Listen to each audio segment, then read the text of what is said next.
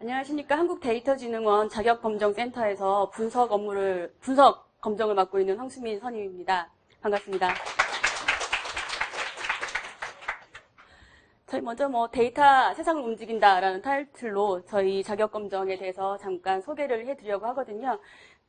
저희 대상이 어떤 분이실까 잠깐 좀 궁금했었는데 거의 학생분들이신 것 같고 청년 취업 준비하시는 분들인 것 같아서 편하게 말씀드리겠습니다.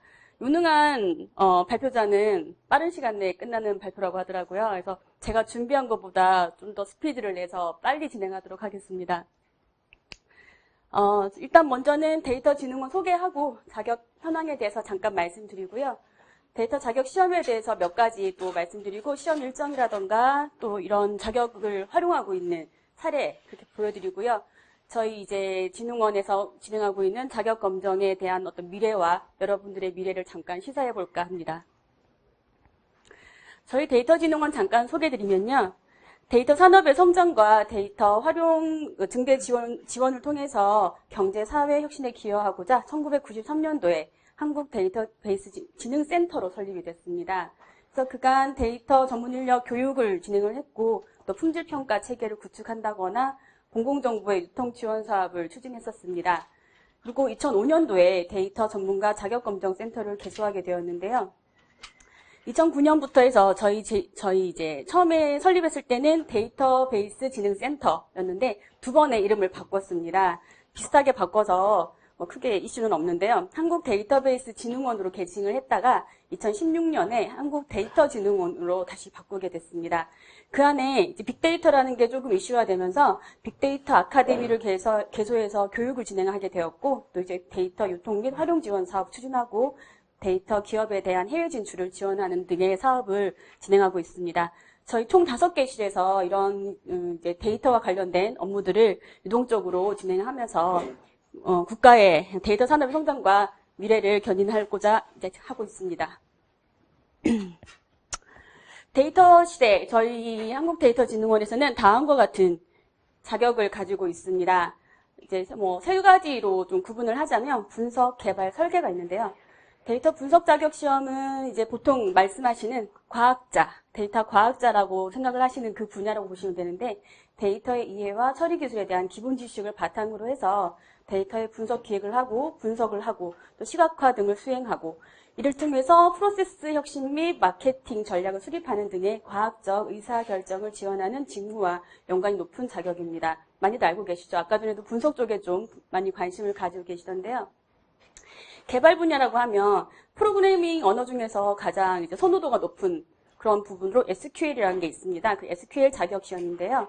데이터를 조작하고 추출하는 데 있어서 정확하고 최적의 성능을 발휘하는 SQL을 작성하고 또 SQL을 내포하는 데이터베이스 프로그램이나 응용 소프트웨어의 성능을 최적화, 또 이러한 성능 최적화를 지원할 수 있는 데이터베이스의 개체 설계와 구현하는 등의 직무와 연관이 높은 자격입니다. 그리고 설계는 아까 윤현지 팀장님께서 잠깐 설명을 하셨는데요. 따기가 굉장히 어렵습니다. 그래서 효과적인 데이터 아키텍처 구축을 위해서 전사 아키텍처와 데이터 품질 관리에 대한 지식을 바탕으로 해서 데이터 요건 분석, 데이터 표준화, 데이터 모델링, 데이터베이스 설계와 이용을 주로 수행하는 직무와 연관이 높은 자격입니다. 저희 분석이나 개발, 설계는 각각 시험을 두 가지의 등급으로 나누고 있어요. 전문가라고 해서 정말 따기 힘든 그런 자격 시험이 있고 전문가에 준한다 해서 준전문가 수준의 시험이 있는데 보통 이제 대학생들, 대학 졸업생들이 많이 따서 취업에 많이 도움되는 자격이라고 보시면 되세요. ADP라고 저희가 이제 좀 줄여서 말씀을 드리는데 분석은 ADP와 ADSP가 있고요. 2014년도에 처음 시행해서 작년 2017년까지 9회, 15회 시행을 했습니다. 그래서 첫 시행부터 해서 연간 한 430명 정도 ADP 전문가가 응시를 한다면 ADSP 같은 경우에는 연간 한 5,000명 정도까지 응시를 하고 있습니다. 개발 SQL 같은 경우에서도 전문가를 SQLP라고 저희가 말씀드리고요. 거기서는 준전문가라고 하지 않고 개발자라고 말씀드리는데요. SQLD라고 해서 개발자, 준전문가에 해당하는 수준이라고 보시면 되세요. 2011년에 처음 시행을 해서 총 27회 시행을 했고요. 연간 400명 SQLP가 응시를 하고 있고 연간 한 5,500명 정도 개발자가 응시하고 있습니다. 좀 잘려있나요? DAP 같은 경우에는 시험이 진짜 아까 강조하셨듯이 굉장히 어려운 시험인데 그 시험이 2006년에 처음 시행되었습니다. 그래서 총 38회 시행을 했고요. 조금 다르게, 5가지 자격시험과는 다르게 DASP는 공인 자격이 아니라 민간 자격입니다. 그래서 공인을 받지 않았다는 건데요. 이제 2006년에 같이 시행을 하면서 연간 한 750명. 다른 시험에 비해서 응시 인원이 좀 적은데 그만큼 따기 힘들어서 응시를 조금 적게 하는 경향이 있습니다. 자격 현황을 이제 2006년부터 좀 그래프로 한번 보시면은 2006년에 저희가 데이터 아키텍처 전문가라는 자격 시험으로 처음 이제 시행하면서 데이터 자격 검정 센터를 개소하게 되었고요. 그다음에 600명, 처음에도 600명 정도 수준으로 진행을 했었어요. 그래서 2008년에 공인을 받고 난 다음에도 그냥 꾸준한 수요가 이어지고 있는 편입니다.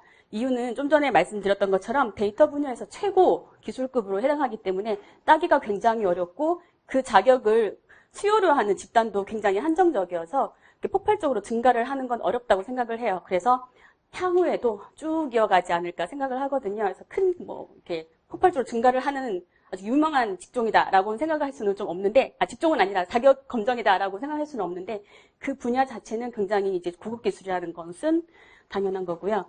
2011년도에 SQL 전문가를 개발해서 진행하면서 처음은 한 1000명 정도 수준으로, 연간 1000명 정도 수준으로 실행을 했었어요. 근데 꾸준한 수요 증가를 하면서 한 연평균 34.6%에서 고고 성장을 하고 있습니다. 그래서 2017년에는 연간 아까 말씀드렸듯이 6000명 정도 해서 육박하는 수준으로 확대를 했었고요.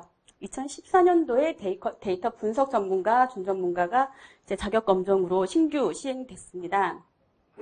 이 시험 역시 처음에는 연간 한 1,800명 정도 수준으로 시행을 했었는데 빅데이터가 이제 국가 경쟁력 향상의 핵심 키워드다, 핵심 동력이다 이렇게 되면서 큰 관심을 받으면서 좀 폭발적인 수요로 이어져 지금 현재는 연간 한 6,000명, 5,000명 정도 진행하고 있습니다. 여기에서 저희가 최근에 좀 이슈화 됐던 자격 검정이 데이터 분석이에요. 그래서 데이터 분석에서 어떻게 개발하게 되었냐부터 조금 더 말씀드리자면 데이터 분석의 자격 검정이 그 데이터에 대한 관심이 굉장히 저조했던 시절이 있었어요. 그게 2011년이라고 저희는 보고 있는데요. 2011년도에서 미국에서 조금 관심을 가졌다가 2012년 한국에서 빅데이터 이게 뭐지라고 약간 존재를 알리기 시작을 했습니다. 그래서 일부 혁신기업에서 아시다시피 감기, 독감 이렇게 유행하는 그런 분석 결과를 발표하면서 국내에서 서서히 이제 그 가치를 알아채기 시작했는데요. 이러한 관심이 조금씩 생겨나면서 기업들이 빅데이터를 도입해야 되는데 어떡하지? 어떻게 하면은 빅데이터 도입할 수 있어요? 라고 이제 요구를 해오면서 저희가 이제 빅데이터를 활용하기 위해서 전문가 확보가 필요하다라는 걸 감지하기 시작을 했습니다. 그래서 12년도에 저희가 빅데이터 분야 전문성을 검증할 수 있는 자격증을 개발을 하자라고 이제 계획을 하게 되었고요. 13년도에 그 개발을 학수하기 시작하면서부터 자격검정 개발을 완료하고 NCS 직무 기반을 마련하게 됐습니다. 그래서 2014년도에 처음 시행을 하게 되었고 현재 4년차 진행 중이고 시행한 지 1년 만에 저희가 공인을 받게 됐거든요. 그래서 공인에서 신규 공인을 받는 것까지 정말 미래부에서는 최초로 저희 한 군데만 받게 됐었어요. 그래서 그 부분을 굉장히 좀 많이 칭찬을 하셨더라고요. 그래서 그건 좀 약간 자랑이고요. 국가의 관심이 좀 고조됐던 2014년도에 데이터 분석 자격 검정이 조금 시대를 잘 만났다라고 생각이 들기도 했었어요. 그래서 때마침 빅데이터 전문가 육성을 위해서 국가에서 미래 성장 동력 정책을 발표하면서부터 관련된 어떤 빅데이터를 화두로 한 국가정책의 보물투시씩 터져나오기 시작하거든요. 그러면서 여기저기에서 빅데이터 전문가에 대한 수요가 증가하고 그러다 보니까 자격증을 취득한 사람이 누가 있나, 그걸 할 수 있는 사람이 누가 있나라고 하면서 자격증에 관심을 보이기 시작하셨어요. 그러면서 이제 데이터 분석 자격시험이 좀 국가적인 지지를 받았다고 볼 수가 있고 그러면서 여러 부처의 선망의 대상이 되었어요. 우리도 데이터 분석 관련된 자격증이 있어야 되는데 라고 하면서 슬슬 나옵니다. 저희는 이제 데이터 분석이라고 나갔는데요. 자격증이 분야별로 그거 약간 좀 세분화한 자격증이 나오기 시작했었어요. 근데 저희가 공인이 된 이후로 다른 유사 이제 자격증이 공인을 못 받고 있는 것도 있었거든요. 그래서 좀 여러 부처에서 좀 많이 선망의 대상으로 되고 있습니다. 그러면 이제 그 각 시험에 대해서 어떤 게 있는가, 과목은 어떤 시험이 있는가 좀 궁금하실 텐데요.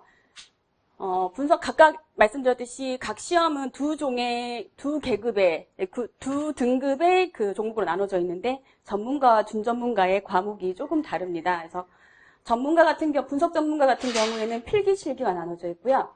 객관식과 서술식 문제가 섞여 있고 이제 각각 진행이 되는데 필기에 합격하신 분들이 실기를 시험 칠 수 있으신 거예요. 그래서 또 데이터 분석 전문가는 응시 요건이 있습니다. 자격이 제한이 되어 있어서 그 자격 요건이라던가 그런 상세한 부분은 뒤에 설명해 드리겠지만 저희 시험 소개하는 페이지에서 확인하시면 될 것 같아요. 그 분석 준전문가는 조금 어려운 전문가에서 조금 어려운 과목을 제외하고 데이터 이해라던가 분석 기획, 분석만 이렇게 시험을 보고 객관식과 단답식 형태로 진행이 됩니다. SQL 전문가 개발자도 과목은 조금 일부 중복이 되고요. 어려운 과목을 빼서 3과목, 2과목 진행을 하고 있고 전문가 같은 경우에는 필기, 실기 나눠서 필답 형태로 진행을 하고 있어요. 별도의 어떤 실기시험이 따로 있는 게 아니라 한 시험에서 2가지를 같이 치게 됩니다. 데이터 아키텍처 전문가라던가 준전문가도 역시 과목이 조금 이렇게 중복이 되면서 6과목과 4과목으로 나눠서 진행을 하고 있고요. 전문가도 필기와 실기로 나눠서 진행을 하고 있습니다. 저희 2018년도 데이터 자격검정 시험 일정은 다음과 같아요. 그래서 각 시험당 4회차라고 보시면 되시고요. 3, 6, 9, 12로 나눠서 이렇게 생각하시면 되지만 조금 정확한 날짜는 사이트를 참고해 주시면 되겠습니다. ADP 같은 경우는 실기가 포함된 일정이고요. 지금 제가 DB 가이드 넷이라고 해서 저걸 보내드렸는데 여기에서 데이터 자격시험 관련해서 많은 정보를 보실 수 있으니까 거기서 확인 부탁드리겠습니다. 이런 이제 데이터 전문가 자격 검정을 어디서 활용하는가 좀 궁금하실 텐데요. 조금 재밌었던 일례로 한국국토정보공사를 저희가 많이 들고 있어요. 한국국토정보공사에서는 화상으로 회의를 하는데 사장님께서 데이터 분석 자격을 따라라고 아주 지시를 내려줘가지고 단체 응시가 몇 번 이루어졌습니다. 그래서 한 번 시험에서 47명이 획득하는 경우도 있었고 이제 그런 식으로 해서 그 기관에서의 기관장에 의한 지시이긴 하겠지만 어쨌든 데이터 분석이라던가 그런 데이터 자격에 대한 관심이 좀 많이 늘어나면서 이러한 수요가 급증을 하고 있고요. 한국방송통신전파진흥원 같은 경우에도 가점을 준다거나 동서발전 같은 경우에는 아예 그냥 필수 요건으로 응시 조건으로 이렇게 박아서 내보내는 경우가 있어서 이런 부분에서 많이 활용을 하고 있다는 거를 말씀드립니다. 약간 빅데이터 시각화 비슷하게 좀 꾸며왔는데요. 데이터 분석뿐만이 아니라 SQL이라던가 DA 같은 부분도 많이 확대되고 있어서 지금 활용하는 기업이 굉장히 많아졌습니다. 그래서 이제 활용하는 거나 해외에서 활용한다는 우리의 자격증을 어디서 인정해 주냐라는 부분은 저희한테 문의해 주셔도 되고요. 많이 참고해 주시면 될 것 같아요. 마지막입니다. 저희가 얼마 전에 정부에서 데이터직을 신설하겠다라는 보도가 나왔었어요. 이 보도는 이 데이터직의 신설이라는 부분은 4차 산업혁명 시대를 대비해서 데이터 전문가를 많이 확보하겠다. 게다가 혁신성장의 신형 원료로 꼽히는 데이터 활용도를 극대화하겠다는 정책이고요. 또한 채용 부분의 취업 부분으로 본다면 공무원 임용령 등에 관련해서 법령을 정비해서 확대를 할 수 있도록 하겠다라는 그런 취지의 신설이라서 저희 진흥원에서는 이 부분을 데이터 전문가 자격시험이 활용할 수 있도록 그런 뒷받침이 되는 제도다라고 생각을 하고 있어요. 그래서 일종의 좀 날개를 달았다는 그런 기회로 삼고 있는데 그간 데이터 분석 시험이라던가 SQL 시험 같은 경우에서는 해외에서 굉장히 같이 우리나라에서도 좀 하게 해달라라는 그런 요구가 많이 있어서 해외 진출을 좀 생각하고 있었거든요. 이번 기회를 이제 발판 삼아서 해외에 진출하는 게 어떻겠냐라는 이제 저희의 향후 계획을 가지고 있는 상태고요. 데이터직의 신설, 이러한 약간 그런 좋은 그런 기회들은 저희 기관에서뿐만 아니라 여러분들한테는 데이터 자격을 취득해서 좀 더 큰 세상으로 나가서 전문가의 꿈을 펼칠 수 있는 기회가 아닐까 생각하면서 여러분의 꿈을 응원하겠습니다. 감사합니다. 이제 추운데 또 이렇게 오신 거 보면 정말 열정이 뛰어나신 것 같으세요. 그래서 아마 그 취업 자체가 되게 힘들고 사회적으로 이슈이기도 해서 아마 관심이 많으실 건데요. 그 회사 저희가 어떤 거 하고 있는지, 그리고 그 뭐 자세하게 저희 쪽의 걸 다 말씀드릴 수 있을지 모르겠지만 조금이라도 도움되는 거 말씀드릴 테니까요. 그 궁금한 거 있으시면은 또 많이 여쭤보시면 될 것 같습니다. 회사 소개는 개괄적으로 조금 빨리 말씀드릴게요. 뭐 회사 자랑하러 저희가 온 건 아니기 때문에. 네. 일단 저희 사업 영역이고요. 지금 크게 보면 저희가 핀테크, 엔터테인먼트, 클라우드 솔루션, 턱, 광고 플랫폼 4가지로 운영을 하고 있고요. 하나씩 조금씩 말씀을 드릴게요. 핀테크는 이제 조금 페이코 쓰시나요? 네. 정말 격세지감을 느끼는 게, 제가 한 2년 전만 해도 페이코 아시나요? 그러면 다 모른다고 하셨어요. 네이버페이나 카카오페이 쪽, 삼성페이 많이 쓰셨고, 페이코가 어찌됐든 지금 페이 시장에서 조금 안정적으로 자리를 잡고 있고요. 회사 입장에서는 되게 좀 의미가 있는 거는, 아시다시피 저희가 플랫폼이 따로 없어요.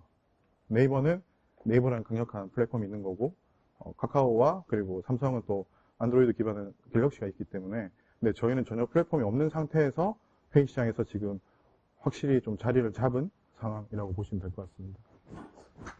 그래서 말씀드렸던 페이코고요.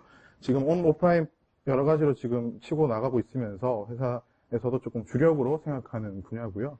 그 페이코가 왜 중요하냐면, 사실 회사 입장에서는 페이코라는 사업 하나만 가지고 매출을 기대를 할 수가 없어요. 예, 어차피 그 수수료를 가지고 어떻게 매수를 증대를 시킨다기보다는 결국 이게 이제 여러분들 같은 분들이 필요한 건데, 제가 여기서 발생되는 여러 가지 데이터들이 있을 거잖아요.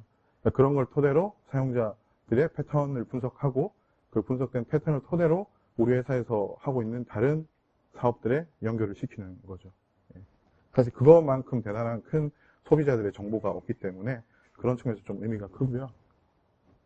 엔터테인먼트는 사실 저희가 가장 잘 하는 분야이기도 하고, 옛날부터 해왔던 거예요. 그리고 지금 우리 회사의 가장 큰 매출의 비중을 차지하는 게 게임이기도 하고요. 대부분 요즘 특히나 뭐 RPG나 MMO 쪽을 많이 하시긴 하는데, 저희가 캐주얼 장르 쪽 게임 위주랑, 그리고 예전부터 해왔던 고스트 오브 포커류, 저희는 이제 웹보드 게임이라고 하거든요. 그쪽 게임으로 1999년부터 해왔으니까 굉장히 오랜 시간 동안 저희 나름의 노하우와 기술력들, 그리고 데이터들이 쌓여있다고 보시면 될 것 같습니다. 그리고 뒤에 조금 설명을 드릴 건데, 저희가 원래 네이버랑 같이 있던 NHN이라는 회사였잖아요. 그래서 2013년 8월에 분사하면서, 분사 후에 코미코 웹툰 서비스고요. 그리고 티켓링크, 벅스 등 여러 가지 컨텐츠를 보유한 회사들을 투자, 인수하면서 각도로 사업을 영위하고 있다고 보시면 될 것 같습니다. 뭐 게임 사업 전략 이런 것들은 뭐 사실 게임 쪽 관심 있으신 분들한테 중요할 것 같아서, 글로벌 원빌드라고 해서 저희가 만들고 있는 모든 게임들이 글로벌로 동시 출시하게끔 하고 있고요. 요즘은 대부분 게임 회사들이 그렇게 많이 하는데, 저희가 14년 이때부터 계속 글로벌 원빌드로 해서 아마 저희가 처음 그렇게 시도를 했던 걸로 알고 있어요. 온라인 게임은 앞서 말씀드린 대로 고스트 오브 포커 이쪽이고요. 코미코라는 웹툰 서비스입니다. 아마 코미코는 잘 모르실 거예요. 대부분 뭐 네이버 웹툰이나 다음 웹툰 위주로 보실 건데, 일본에서 먼저 시작을 했고요. 그래서 일본에서 어느 정도 인정을 받으면서 한국에 런칭하고, 지금은 동남아권, 뭐 중국, 대만 이쪽에서 조금 활발하게 하고 있습니다. 말씀드렸던 벅스, 뭐 티켓링크 아실 거고요. 클라우드 솔루션은 이제 개발을 대부분 여기 좀 하시는 분들일 거니까 저보다 아마 더 잘 아실 거고요. 실제 이제 저희가 토스트 클라우드라는 서비스를 런칭을 했고, 사실 회사 입장에서는 토스트 클라우드라는 것 자체가 우리나라의 수많은 개발자들에게 조금 편리한 클라우드 솔루션을 줘야 되지 않겠냐. 언제까지 우리가 외국 것만 쓸 수 있을 수는 없으니까 그런 측면에서 시작했던 사업이라고 봐주시면 될 것 같고요.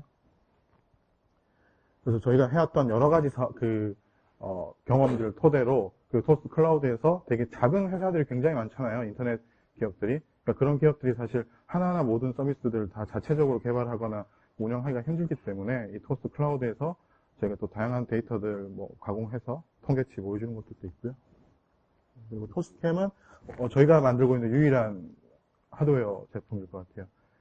실제 CCTV이고요. 근데 말을 붙인 건 저희가 실제 이제 클라우드 기반으로 하는 거고, 똑똑한 CCTV 얘기를 많이 하는데, B2C 모델은 좀 없고요. B2B 모델로 해서 실제 이제 그 개인 자영업 하시는 분들, 그리고 자영업 하시는 분들은 특히 아르바이트 인력들이 이렇게 많잖아요. 그런 실제 근태 관리나 여러 가지 체크하는 것들을 좀 보다 손쉽게 할 수 있게끔 해서 좀 운영을 하고 있습니다. 그리고 TCC1이고요. 우리나라의 대표적인 데이터 센터가 아시겠지만 네이버 각이잖아요. 춘천에 있었을 때. 그 네이버 각을 만들었던 주요 멤버들이 또 저희 회사로 그때 분할을 하면서 이동을 같이 하셨고, 그때 그 인력들이 주축이 돼서 도심 속에 이제 데이터 센터가 있습니다. 그래서 실제 그 뭐 KT나 이런 통신사를 제외하고 IT 기업 중에서 자체 데이터 센터를 가진 회사가 많지는 않을 거예요. 그래서 그만큼의 저희가 기술력을 가지고 있는 거고, 이를 토대로 제가 앞으로 또 영위할 수 있는 사업들이 더 많을 것 같아요. TCC1이라고 지은 건 두 번째, 세 번째를 만들 수 있다라는 그런 논의고요. 지금도 또 아마 2 만드는 걸로 이야기를 하고 있는 걸로 알고 있습니다. 네, 디지털 광고 쪽은 저희 자회사에서 담당을 하는데, 아까 말씀드렸던 그런 여러 가지 페이커 관련된 데이터들을 정보를 추출하면 그게 이제 사업적으로 어떻게 쓰일지를 결국 또 광고에 붙일 수도 있는 거고, 게임 사용자 유저 패턴을 볼 수도 있을 거고요.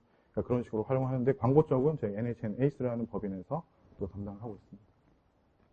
기타 또 여러 가지 또 모바일 앱들이 있고요.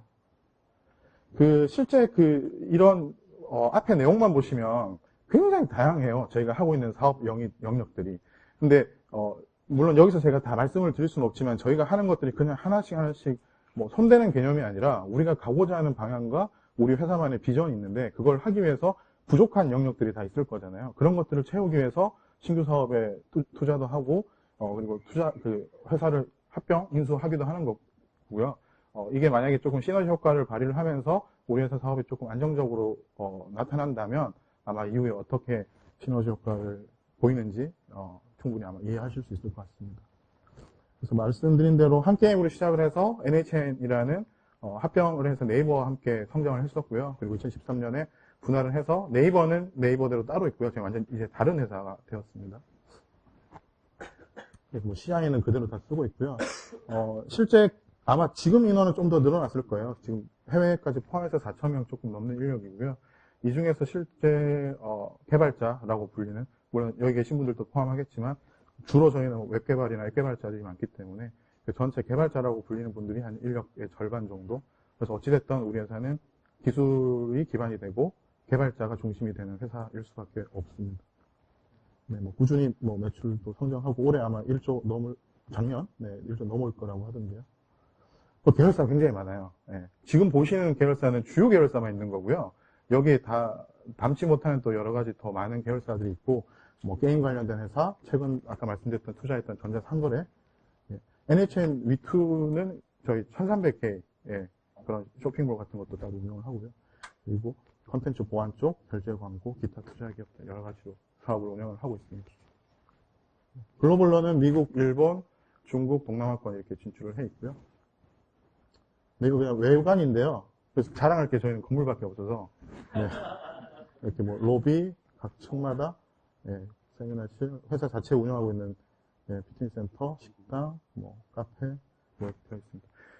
사실 외관이나 이런 환경들을 자랑을 할 건 아닌 것 같아요. 왜냐면 요즘 워낙 IT 회사들이 좋아서. 근데 여러분들 더 잘 아시겠지만 어쨌든 그런 창의적인 활동을 해야 되는 분들한테는 이런 또 공간이나 여러 가지 복지 같은 것들이 중요하기 때문에 신경을 쓰고 있는 편이고요. 채용 쪽은 저희가 관심 있으신 분들은 저희 NH 엔터테인먼트 채용 홈페이지로 들어가서 보시면 아실 건데, 저희가 어제 마침 또 회의를 해봤는데 공고 지금 올라간 게 50몇 개더라고요. 근데 그 공고마다 많이 뽑지는 않아요. 저희가 대부분 다 경력 위주로 채용을 하고 있고요. 특히 데이터 분석, 데이터 관련된 쪽도 한 3-4군데 더 뽑고 있는 걸로 알고 있어요. 7개요? 네, 7개 뽑고 있다고 그러네요. 굉장히 많은 부서에서 채용을 진행하고 있는데, 대부분 경력 위주입니다. 근데 경력 위주라고 하더라도 신입이나 석사, 박사 학위만 있으신 분들이 지원을 못 하시는 건 아니에요.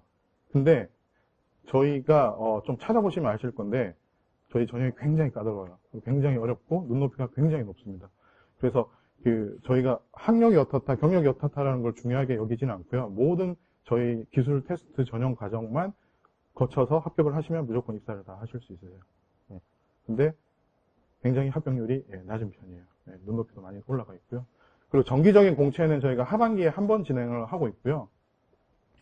네, 하반기에 한 번 해서 작년에 뽑았던 친구들이 지금 교육을 받고 있는 상황이고요. 그 뽑을 때는 저희는 그냥 개발자 전체로 뽑아요. 왜냐하면 주니어급 인력들을 본인 스스로가 나는 뭐 앱 전문가야, 데이터 전문가야, 보안 전문가야라고 얘기는 할 수 있겠지만 회사 입장에서 봤을 때는 그게 크게 의미가 없거든요.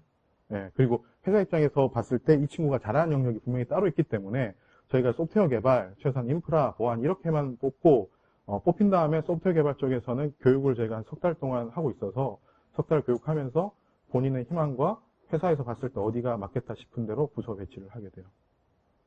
그래서 실제 작년부터 입사했던 친구들 데이터 쪽 가신 분들도 있고요. 본인이 준비했던 것들이나 충분히 어필하시면은 뭐 원하시는 부서를 가실 수도 있습니다.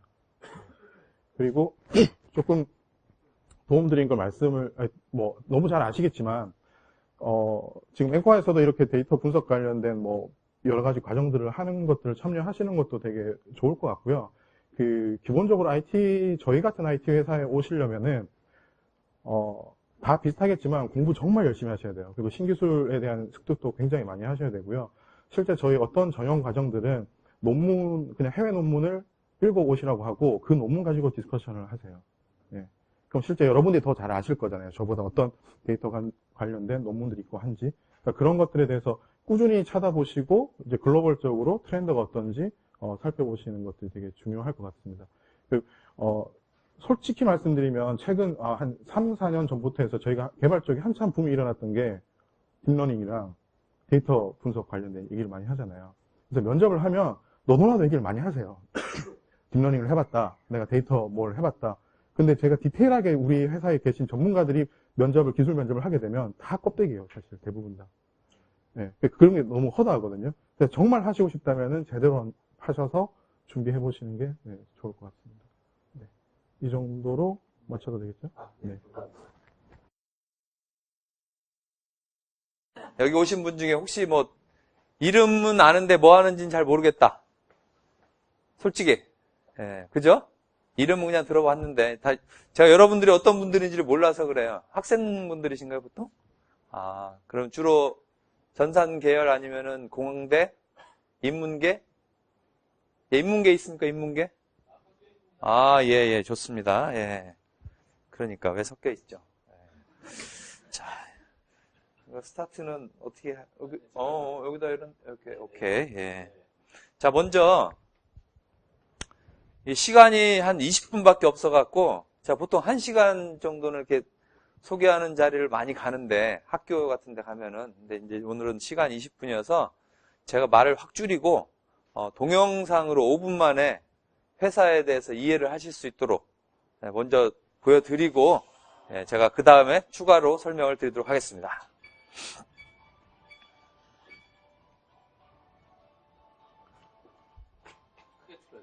네. 사운드.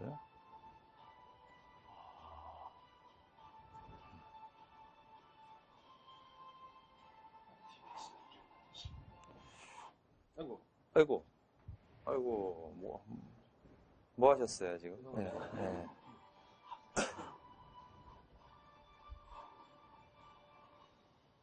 스피커가 어디 있는 걸까?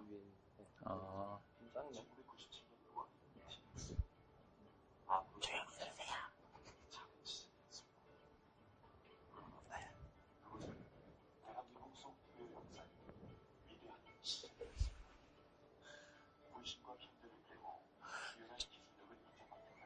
그때마다 나 있었어.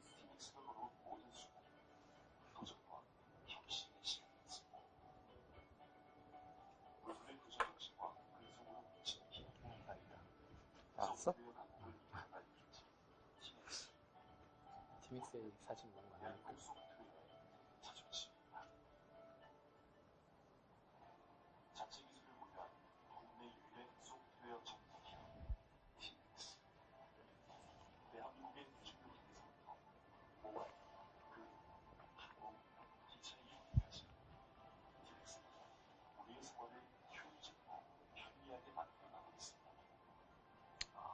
그렇구나.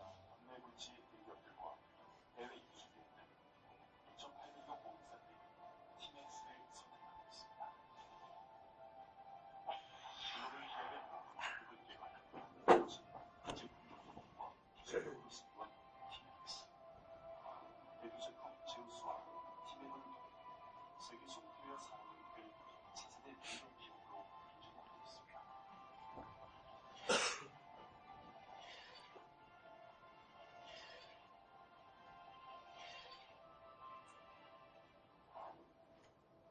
티맥스는 국내를 넘어 세계를 향해 도약하고 있습니다. 현재 해외 18개국의 법인을 설립, 명실상부한 글로벌 IT 브랜드로 성장하고 있습니다. 중국 거대 IT 기업인 잉스토와 합작법인 설립을 통해 중국을 비롯한 동남아 시장에서 본격적인 성장을 예고하고 있습니다. 소프트웨어 본고장인 미국을 비롯하여 신규 시장인 북미와 유럽에서도 대형 수출 계약을 체결한 글로벌 기업의 기반을 다져나가고 있습니다. Every day we focus on making our brand bigger and better, and we have some great plans on really turning T-Maxsoft into a brand name that everyone recognizes. So our global business today is doing great. We're growing year over year. We're expanding into new countries. My goal is for us to be a top 5 software company in the near future. 도전을 두려워하지 않는 티맥스. 이제 대한민국을 넘어 세계 소프트웨어 기술을 리드합니다. 불가능을 가능케 했던 지난 시간. 그것은 우연한 기술이 아닙니다.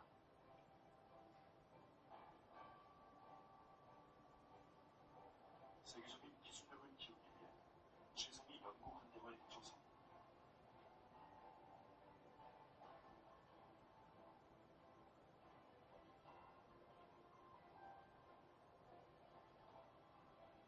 다양한 목적을 이루어 직원의 행복과 건강까지 생각하는 기업 문화를 정착시켰습니다. 최고를 위한 최선의 환경. 이렇게 티맥스의 혁신이 계속되고 있습니다. 한국적이잖아.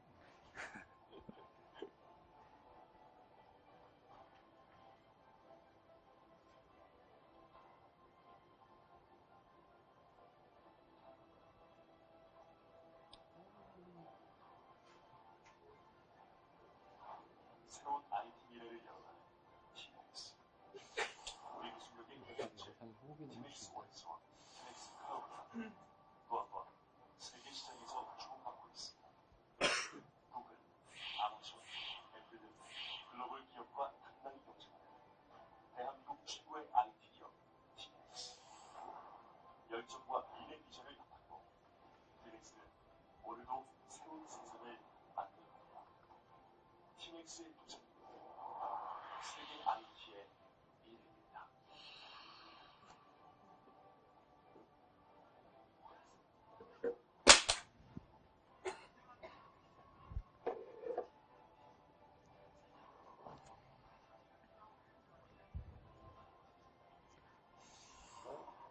뭐라고 하는지 안 들리네. 끝났다. 소프트웨어로 세상을 이롭게 하는 힘. 더 나은 세상과 미래를 위해 이걸로 하면 됩니까? PPT는? 티맥스. 네. 지금 아까 띄웠어. 우리 역사가 새롭게 시작합니다. 베러 테크놀로지, 네, 끝났습니다. 잘 들으셨나요? 네, 여기는 잘 들으셨죠? 저 뒤에는 잘 들려요. 아, 예. 더 이상 소개할 게 없네요. 예. 저희 티맥스는 뭐 좀 아시는 분도 아시겠지만 이제 소프트웨어 분야 중에서도 시스템 소프트웨어 분야를 주로 합니다. 그래서 3대 시스템 소프트웨어가 OS하고 데이터베이스하고 미들웨어 이런 분야를 하고 있고 이제 제일 오래된 티맥스 소프트는 이제 주로 미들웨어 그리고 프레임워크라든지 뭐 이런 제품 중심으로 하고 있고 티맥스 데이터라는 회사가 이제 RDBMS나 요즘 시대에 맞는 DB를 또 개발을 하고 있고 티맥스 코어라는 회사에서 OS를 또 계속 하고 있습니다. 그리고 클라우드라는 회사는 거의 이제 소프트랑 같이 움직이면서 지금 뭐 이아스 분야라든지 파스 분야라든지 사스 분야 이런 각 분야의 제품들을 개발을 하고 있습니다. 오늘은 주제가 데이터베이스죠. 전공자들은 데이터베이스라고 꼭 굴려서 표현을 하고 그렇게 하죠. 이 장표는 유치하죠? 좀 그림이. 이거는 저희가 그 가족 초청잔치라고 해서 우리 티맥스 직원분들의 어린 애들 불러가지고 회사 소개할 때 만들었던 장표를 그냥 조금만 갖다 응용만 했습니다. 예. 지금 분당의 미금역 쪽에 티맥스 타워라고 17층 건물에서 사용을 하고 있고, 여기 모자라서 이제 순회동 쪽에도 한 4개 층 정도 어느 빌딩도 사용하고 있고, 기술 조직은 이번에 이제 서울의 선릉 쪽에 새로 또 오피스를 얻어가지고 거기서 세 군데에서 지금 사용을 하게 됩니다. 조금 전에 왔다 간 NHN 엔터테인먼트는 저도 거기 식당만 구경 가봤는데, 저희 식당이 한 5배 되더라고요. 엄청나요. 우리 창업하신 분이고요. 야간 상고를 나오셔서 이제 뭐 은행에서 한 10년 동안 넘게 다니시다가 미국 가서 전산을 공부하고 38살에 국내로 오셔가지고 카이스트 교수 되시고, 아무도 하지 않겠다는 시스템 소프트웨어 분야를 개척을 해갖고 지금까지 20년 동안 꿋꿋하게 하고 계십니다. 뭐 여기 부분은 아까 뭐 나왔던 부분이고, 저희가 이제 추구하는 기본 목표는 오버 더 미러클이라고 표현을 하는데, 미라클은 기적이라는 뜻도 있지만, M은 마이크로소프트를 얘기하고요. I는 IBM, 라클은 뭐죠? 오라클. 그래서 저희가 세계 회사가 지금 전 세계에서 탑 3입니다. 마이크로소프트가 뭐 1년에 한 80조 하고, 오라클하고 IBM이 한 40조 정도 될 거예요. 40조 정도 하고 있고, 티맥스는 그거의 몇백 분의 1인 1000억 그 정도 하는 규모지만, 저희가 개발하고 있는 제품은 그 회사들의 독점을, 전 세계적인 독점을 막을 수 있는 그런 제품들을 이제 개발을 하고 있습니다. 그 중에 하나가 이제 여기 나오는 메인프레임 리호스팅이라는 오픈 프레임의 솔루션인데, 하나하나 말씀드리면은 마이크로소프트를 독점을 깨려면 뭘 해야 되죠? OS를 해야 됩니다. 그래서 잘하고 있습니다. 아직 출시는 못하고 있고, 열심히 하고 있습니다. 그거 나오면은, 이제 지금 서버도 유닉스 환경이고, 지금 모바일도 대부분 다 유닉스 환경의 OS예요. iOS도 그렇고. 근데 유독 PC만 지금 윈도우 환경에서 돌아가고 있어서, 우리 사용자들, 그리고 개발자들이 모두 다 이중으로 사용하고 개발하고 있는 환경입니다. 근데 아무도 MS의 아성을 넘어뜨릴 수 없기 때문에 표준이 안 되고 있어요. 그래서 저희가 PC 환경도 유닉스에서 돌아가는 OS를 만들므로 인해서 모든 전산 환경이 유닉스 기반에서 다 돌아갈 수 있도록 그런 목표를 가지고 OS를 개발을 하고 있는 거고요. IBM은 메인프레임이라는 서버를 가지고 전 세계를 독점을 하고 있습니다. 근데 소프트웨어를 가지고 뭘 하냐면, 메인프레임에서 돌아가고 있는 거를 유닉스에서 돌아가게 해주는 솔루션이 있으면 많은 기업들이 그냥 유닉스를 사용할 수 있고, 더 편리하게 사용할 수 있고, 싸게 사용할 수 있는데, 그 시스템을 전환하기가 쉽지 않아요. 그래서 우리나라에서도 뭐 10여 년 전에 뭐 삼성이나 LG 이런 고객분들이 우리 회사한테 이것 좀 전환할 수 있는 방법 있냐? 그래갖고 저희가 만들어낸 게 오픈프레임이라는 솔루션이고, 그래서 지금 미국이나 일본 이런 데서는 메인프레임에서 돌아가고 있는 이 시스템, 프로그램 랭귀지는 코볼이라는 랭귀지로 돼 있고, 그거를 이제 유닉스에서 사용할 수 있도록 C로 컴파일 시켜서 그냥 일반 유저들이 충분히 사용할 수 있게 그런 프로젝트를 하고 있어요. 그래서 전자신문에서 티맥스가 IBM을 밀어냈다. 엄청나게 많은 시스템에서 점 하나를 했을 뿐인데 상징적인 의미가 있는 거죠. 뭐 숫자를 가지고 밀어냈다가 아니라 이제는 IBM이 독점을 하는 서버를 메인프레임으로 독점하는 시대를 마감시킬 수 있는 가능성이 열렸다라는 차원에서 그래서 이제 독점을 깼다는 거고, 오라클이 독점을 뭘 하죠? RDBMS 분야에서 기가 막히게 1등을 하고 있습니다. 1등하는 이유는 그들만이 갖고 있는 RAC라는 기가 막힌 기능이 있어서, 여기 DB 하시는 분들은 이제 다들 뭐 아시는 분도 있고 모르시는 분도 있겠지만, 이제 서버들이 뭐 2개가 있고 그러면은 실시간으로 2개가 같이 돌아가죠. 액티브 기능을 제공한다고 표현하고, 그래서 대부분의 이제 오라클을 제외한 DB들은 액티브하고 스탠바이 기능만 제공을 하다 보니까 이제 세계적으로 중요한 금융 시스템들은 다 오라클의 RAC 기능이 들어간 DB를 사용을 할 수밖에 없어요. 그러다 보니까 점유율이 50% 이상. 우리나라도 물론이고 전 세계적으로도 50% 이상을 점유하고 있는데 그 독점을 깨려면 뭘 해야 돼요? 그 기능을 완성시켜야 되겠죠. RDBMS를 만드는 건 기본이고 그 기능까지 완성시킨 회사가 전 세계에 두 번째 회사가 있어요. 그게 티맥스 데이터입니다. 그래서 저희가 티베로라는 이름으로 지금 국내에서 주로 많이 팔고 있고 해외에서도 뭐 미국이나 인도, 유럽 요즘 이런 곳에 여기저기 이제 판매를 하고 있습니다.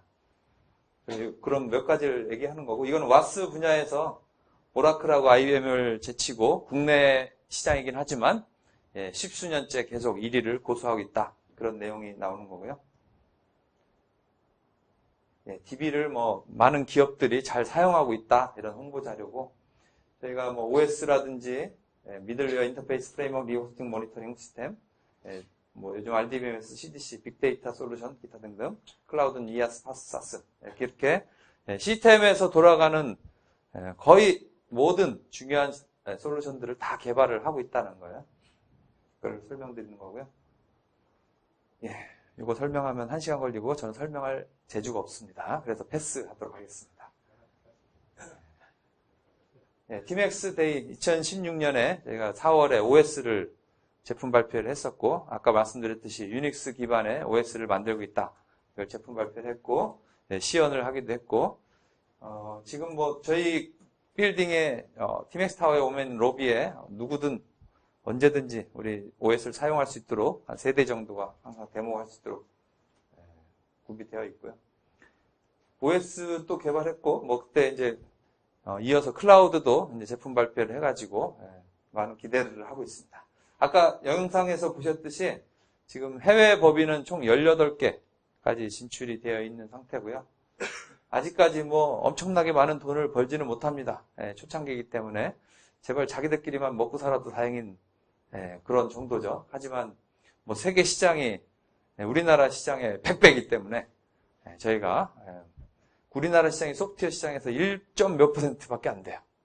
미국 쪽에 북미 시장이 한 50% 되고 나머지가 이제 뭐 일본, 중국, 유럽, 기타 등등 다시 차지하고 있습니다. 그래서 지역별로 다 거점을 마련해서 계속 매출을 높여 나가려고 애를 쓰고 있고 그렇습니다.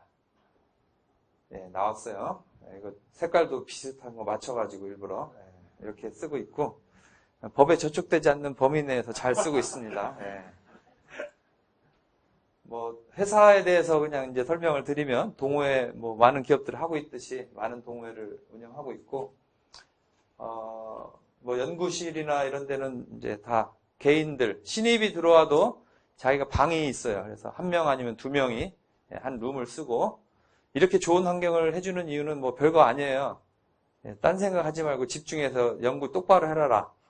그러지 않으면은 연구가 제대로 안 되면 제품이 제대로 안 나오고 그 다음 프로세스가 아무것도 진행이 안 돼요. 영업도 맨 땅에 헤딩해야 되고 기술 지원도 맨날 욕만 먹어야 되고 그렇기 때문에 우리 연구원들은 하여간 집이 멀면은 근처에 아파트 막 다 집 얻어주고 좋게 표현한 거예요. 한 방에 2명씩 써서 뭐 그렇긴 한데 아무튼 그러기도 하고 각 층마다 막 수면실도 있어요. 그 걸어서 10분 가는 거리도 귀찮으면 그냥 그 층에서 자라. 그리고 옆에 사람들하고 떠들지도 말고 그냥 하여간 집중해서 연구만 해라. 그렇게 집중해서 하지 않으면은 이 시스템 소프트웨어가 어려워요. 그만큼 쉽지 않기 때문에 그런 환경을 갖고 있고, 뭐 이거 똑같은 얘기고, 건물의 한 개층의 절반이 짐입니다. 그래서 이게 쫙 원래 창가에 한쪽 줄로 쫙 있죠. 그렇게 갖추고 있고, 뭐 심지어 사우나실도 있어요. 야외 코트라든지 마사지실. 요즘은 마사지실이 있는 데가 좀 몇 개 있는 것 같아요. 뭐 안랩도 하는 것 같고 몇 군데에서 이제 하고 있고. 이게 이제 연구원들에게 주어지는 사택. 대낮에 연구원이 연구 안 하고 왜 여기가 있을까요? 그냥 홍보용으로 사진 찍느라고 잠깐 간 것 뿐입니다. 괜히 커튼도 내려보기도 하고 대낮에 혼한데 무슨 TV를 보고 있고 말도 안 되죠. 그리고 뭐 그 외에 뭐 복지제도 그냥 많아 보이려고 하여간 있는 거 없는 거 다 갖다가 엄청나게 많이 해놨습니다. 예정도 많아요. 아직 안 한다는 얘기죠. 돈 더 많이 벌어야 할 수 있다는 그런 내용도 많고. 이제 뭐 그렇습니다. 복리후생이라는 거는, 복지라는 거는 이제 회사가 돈을 많이 벌면 연봉, 뭐 인센티브, 복지는 자연스럽게 따라올 수밖에 없어요. 그리고 또 우리 회사의 철학이 이제 파운더께서 재벌이라는 개념을 우리 회사는 없어요. 왜냐하면 이분은 결혼을 안 하셨기 때문에 그냥 형제분들 외에는 당신이 부인도 없고 자녀도 없기 때문에 그냥 당신 지분은 나중에 그냥 티맥스 재단으로 가고 그냥 주인이 뭐 직원들이 될 수도 있고 뭐 일반 나라 사회가 이제 주인이 되는 그런 회사 그런 생각을 갖고 있어요. 근데 빨리 돈을 많이 벌어야지 그게 더 실현이 빨리 되는데 아직은 우리 먹고 살기도 바빠서 꿈은 좋지만 아직 실현을 못하고 있죠. 뭐 카페라든지 식당이라든지 그 NHN 엔터테인먼트 하는 식당 우리 다 똑같은 식당 메뉴 똑같은 거 먹고 있어요. 그거 뭐 별거 없어요 거기도. 아까 여기 특이한 게 이제 뭐 카페도 있고 티토랑 레스토랑의 준말이에요. 티토랑. 그 다음에 편의점이 있는데 이름은 티가게. 우리는 토종 한국 기업이기 때문에 뭔가 영어를 쓰더라도 토속적인 냄새가 날 수 있도록 그런 용어들을 좀 같이 사용하고 있고요. 뭐 이런 데 많죠. 뭐 이렇게 포켓볼 이렇게 칠 수 있는 정도는 그냥 상징적으로 해놓은 것 같죠. 실제로들 쳐요. 많이들 치고 그래요. 자유롭게. 그리고 어린이집 이제 워낙 젊은 분들이 많아가지고 새로 결혼하고 자녀 낳고 하는 경우가 많기 때문에 뭐 법적인 요건하고는 상관없이 어린이집도 2년 전부터 아예 신축을 해가지고 운영을 좀 하고 있습니다. 오늘은 이제 DB 쪽이라서 저희 쪽에 회사에 이제 티맥스 데이터에 DB 관련된 조직은 뭐 그냥 뻔합니다. 연구원, RDBMS 뭐 기타 등등 개발하는 연구원들이 있고 그다음에 그거를 제품을 컨설팅 해주는 분들, 또 제품이 팔리고 나면은 고객사에 가서 기술 지원하는 분들, 뭐 그 정도예요. 뭐 우리가 SI나 이런 건 아니기 때문에 뭐 DBA가 있다든지 이렇지는 않습니다. 그리고 아직은 뭐 데이터 사이언티스트인가요? 요즘은 그런 분야가 이제 또 생겨나고 있는 것 같은데 저희는 뭐 데이터 사이언티스트라기보다는 지금 뭐 블록체인이라든지 AI라든지 어떤 비즈니스 인텔리전스 하는 뭐 솔루션들이라든지 이런 것들을 저희는 뭐 제품을 개발하는 그런 인력들이 있는 정도입니다. 그래서 지금 연구원은 뭐 아무래도 상대적으로 인원이 많은데 지금 올해만 해도 1, 2월에 한 60명 정도가 데이터 쪽에 DB 연구원만 입사를 하게 되고 그리고 기술 지원도 몇 명이 있고 연구원은 그래서 이 다음에는 한 4월 이후에 주로 코스모스 졸업하는 분들 대상으로 4월 이후부터 좀 진행을 할 예정이고 기술 지원은 공채를 했는데 모자라요. 그래서 회사 전체적으로 뭐 미들웨어, DB 그리고 이제 또 계속 인원이 모자라는 이유가 해외에서도 이제 뭐 제품이 팔리다 보니까 아까 얘기한 뭐 데이터베이스하고 오픈프레임이라는 솔루션들 기타 등등 많은 제품에 대한 기술 지원이 또 계속 필요해서 이번에 엊그저께 신입 공채 공고를 다시 냈어요. 그래서 뭐 대학교 졸업하시는 분들 신입 또는 뭐 경력이 몇 년 있는 정도 이런 분들이 지원하시면 또 이제 저희가 적극 채용을 할 예정입니다. 앞에 회사는 경력 위주로 채용한다고 했는데 저희는 경력은 거듭떠보지도 않아요. 경력은 안 보고 거의 그 토종 기업이고 정부의 말을 잘 듣기 때문에 우리는 악착같이 신입만 뽑습니다. 거의 경력은 한 영업하는 분들 영업이 신입만 있으면은 안 돼요. 그래서 영업 쪽은 경력을 좀 뽑는데 그 외의 직무는 대부분 90% 이상을 다 신입으로 채우고 있습니다. 그래서 여기 계신 우리 젊은 분들 얼마든지 지원하시면 본인의 역량을 잘 발휘하셔서 성공할 수 있습니다. 여기 나오고 연구원은 원래 연중 상시로 하다가 요즘은 좀 시기를 나눠서 하고 있고 여기 글로벌 및 국내 신입 기술 공채라고 공지가 되어 있으니까 그쪽으로 지원을 하시게 되면 되고요. 이거는 뭐 인재상인데 패스하겠습니다. 저는 이거 설명도 1시간 걸려요. 그래서 패스. 2020년에 글로벌 탑5 제발 됐으면 좋겠는데 항상 우리 비전은 크게 가지고 해야죠. 탑5가 되려고 하면 지금의 몇 배를 벌어야 되는지 잘 모르겠어요. 전 세계 탑4까지가 거의 한 아까 1등이 80조, 2, 3등이 한 3, 40조 했는데 4등 정도만 해도 한 10조, 20조 정도 돼요. 5등을 하려면 그러니까 최소한 10조, 20조 정도는 해야 뭐 이렇게 리스트에 확실하게 들어갑니다. 지금 1000억인데 일단 100배 정도는 이상 해줘야 되기 때문에 한 3년이면 가능하겠죠. 그렇게 생각을 합니다. 뭐 저 여러분들을 기다릴 테니까. 안녕하세요. 한국전력공사에서 지금 채용을 담당하고 있는 유정호입니다. 지난 10월이었던 것 같아요. 10월에 제가 여기 와서 그때 제가 미국에 가서 데이터 사이언티스트를 만나고 왔던 얘기들을 했었어요. 그때 혹시 오셨던 분 있으신가요? 그래요. 그때 얘기를 이제 그때는 제가 중점적으로 한 게 왜 한전이 데이터 사이언티스트가 필요한가 이 부분에 대한 이야기를 했고요. 그리고 또 하나는 한전이 앞으로 어떻게 하겠다는 이야기를 좀 했었어요. 근데 지난번에 포커싱은 뭐였냐면 앞으로 어떻게 보면 굉장히 고급 인재를 외국에서 영입하는 이야기를 했어요. 근데 오늘은 이야기는 오늘 제가 발표를 하진 않습니다. 제가 오늘 모시고 온 두 분이 발표를 할 건데 여러분 다 젊기 때문에 늑수구리한 제가 하는 것보다 오히려 젊은 피가 하는 게 나을 것 같다라고 생각하고요. 저는 이제 한전이라고 하면 사람들이 좀 약간 올드한 느낌 들잖아요. 그쵸? 맞나요?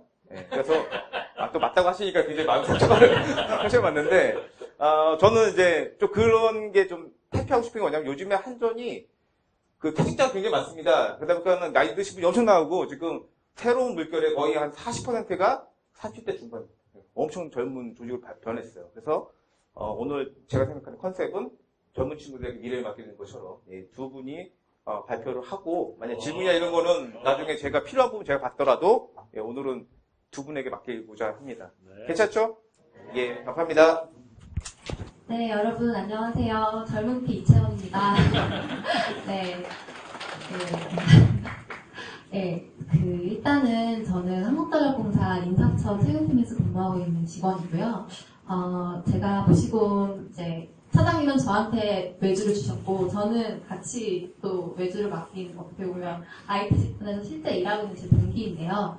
그래서 일단 저랑 제 동기 소개를 좀 먼저 해드릴게요. 저는 인재채용과 근무를 하고 있고 그러니까 사무직으로 들어와서 이제 문과생이라서 인사처에서 근무를 하고 있는 직원이고요. 이제 제가 모시고 온 박진영 대리님은 이제 딱 보기에는 최시원 닮았죠. 최시원 장화 와보세요, 대리님. 제 동기예요. 최시원 닮은 걸로 되게 유명해가지고 신입사원 때 제가 친해지려고 했던 동기인데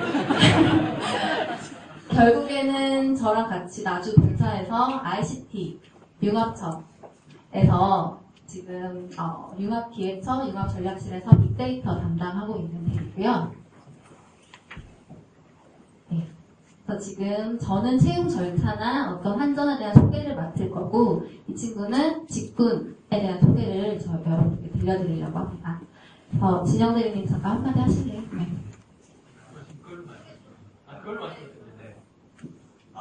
네, 안녕하세요. 융합전략실에서 근무하고 있는 박진영입니다. 이제 시간 짧으니까 빨리빨리 할게요. 여러분들 이제 여기 온 어느 회사보다 저희 회사가 오래된 회사라는 거는 다 알고 계실 거예요. 근데 얼마나 오래됐는지 모르셨을 텐데요.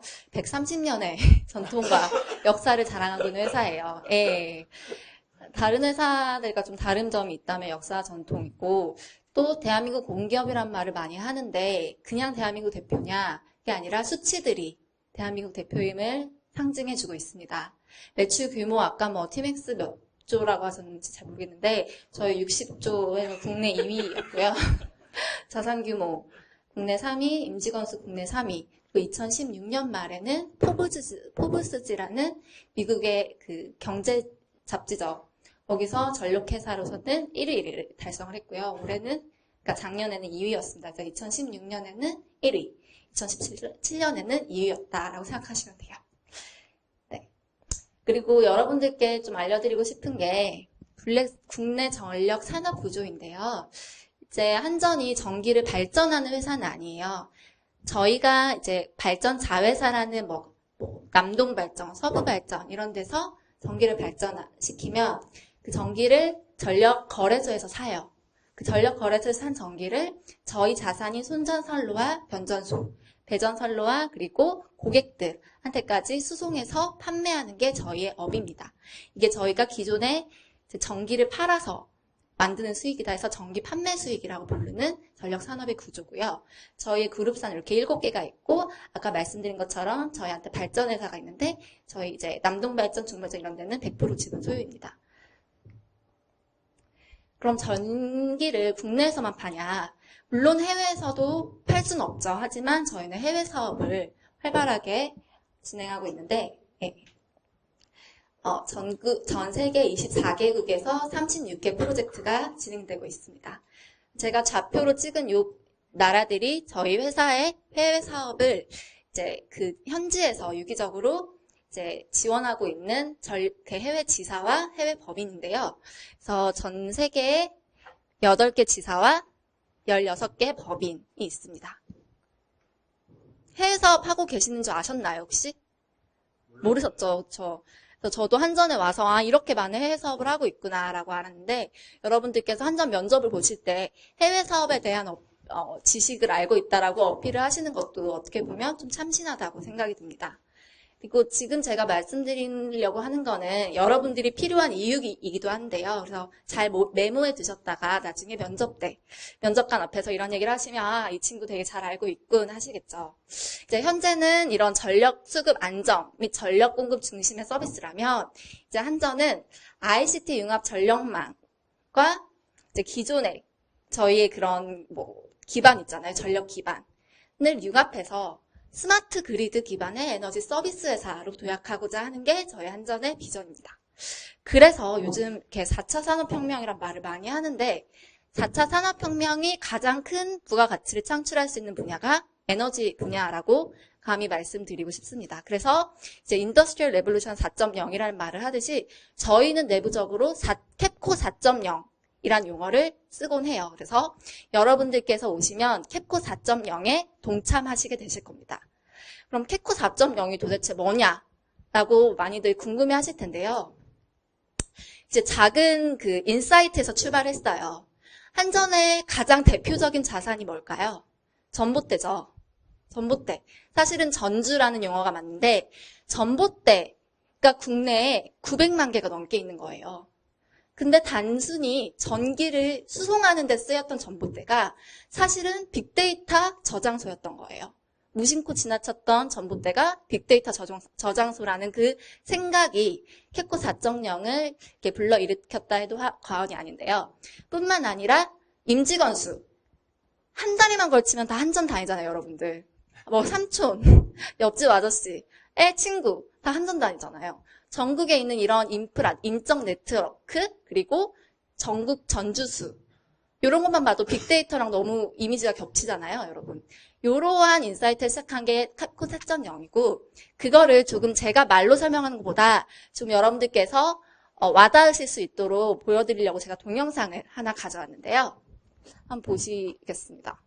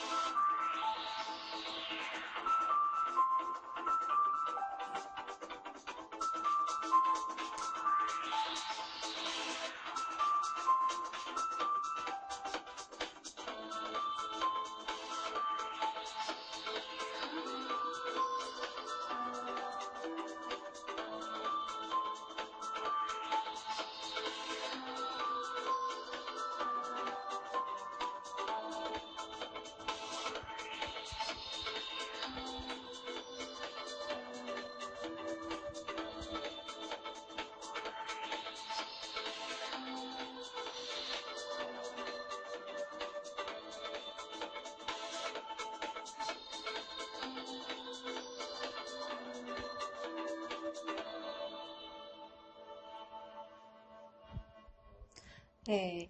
이 동영상을 보시면 기존에 갖고 있던 한전의 이미지와 좀 다른 어떤 형상이 여러분 머릿속에 이렇게 펼쳐지실 거라고 생각됩니다. 그러길 바라고요. 그래서 여러분들께서 이제 생각하실 한전은 기존의 저희의 업이었던 전력 서비스에다가 여러분들께서 펼쳐주실 ICT 기술을 융합해서 이제 새로운 비즈니스 생태계를 구축하고 미래 먹거리를 창출하는 것이라고 생각합니다. 그렇다면 박진영 대리님께서 좀 오랫동안 기다리셨는데요. 박진영 대리님께서 캡코 4.0의 청사진을 한번 설명해 드리도록 하겠습니다. 네, 아까 최시 의원이라고 소개를 해주셨는데 그때는 마냥 잘생겼다고 말해줘서 좋았는데 지금은 잘 모르겠네요. 네, 그래서 캡코의 이제 4.0 이게 과연 어떠한 이제 필요성이 있기에 이렇게 진행을 하는 건가 해서 이제 세 가지로 나눠서 말씀을 해드릴 건데요. 이제 도약기, 성장기, 그다음에 대전환기 이렇게 세 가지로 나눠서 말씀을 드릴게요. 먼저 이제 그럼 저희가 데이터를 수집하기 위한 인프라를 먼저 구축을 해야 되거든요.